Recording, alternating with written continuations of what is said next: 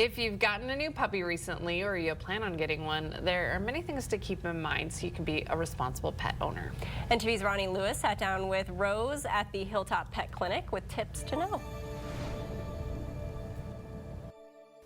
The primary responsibility of a pet owner is for their health and safety, and I am with Rose Adrian. She is a dog trainer here at the Hilltop Pet Clinic.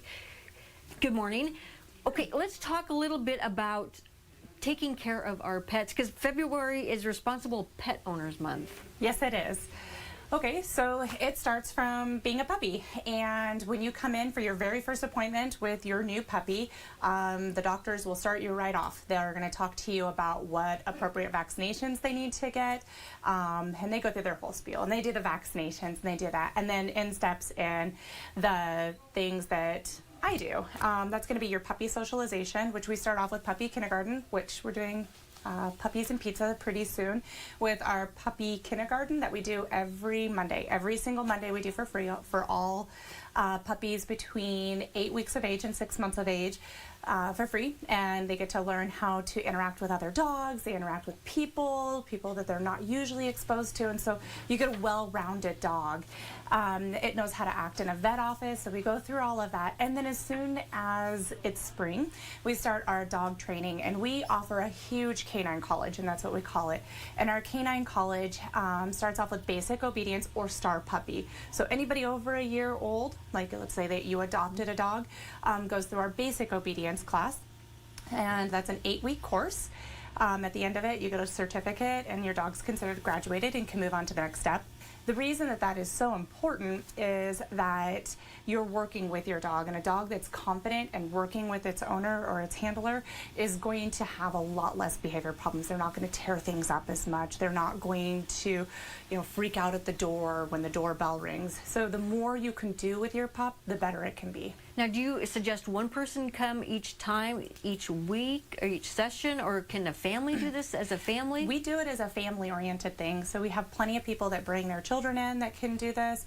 I love it when people bring their children into puppy kindergarten, because the puppies are now getting exposure to children, which is actually different than you think it is. So I actually have a German Shepherd, and I didn't think about it. I had a 10-year-old son, and I figured, oh, that's great exposure, right?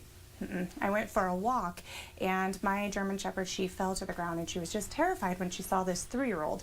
And so it dawned on me, you need children of all sizes. And so I took a look into some different things to help with that. And so anybody who has small children that can bring them to puppy kindergarten, that's greatly appreciated. Rose, how important is microchipping your pet? Incredibly important. So I worked animal control for a long time in Grand Island, Nebraska, and we had many stories where pets were lost for 3 months. And because they had a microchip, we were able to reunite them with their correct family. We had another case where a woman in Grand Island, she had her dog stolen from her when her home was robbed. And they actually found that pet in Colorado because of the microchip. And it's not that it's a tracking device, but microchipping is incredibly responsible. Now, what stage of a pet do you microchip then? We prefer to microchip them while they're getting spayed or neutered. That way, they don't know what's happened. The pet doesn't know that it's there. So while they're under anesthesia, we usually do that. However, if you're not planning on doing that, it's just a quick poke and we're done. Overall, how important is it to stay in contact with your vet?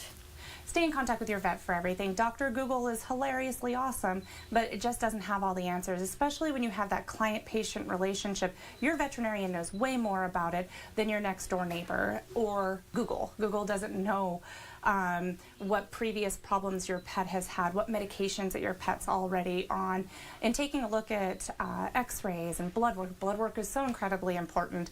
We can see more than what Google is ever going to see. So you definitely want to keep that relationship with your doctor, and most doctors are willing to talk at any time with you.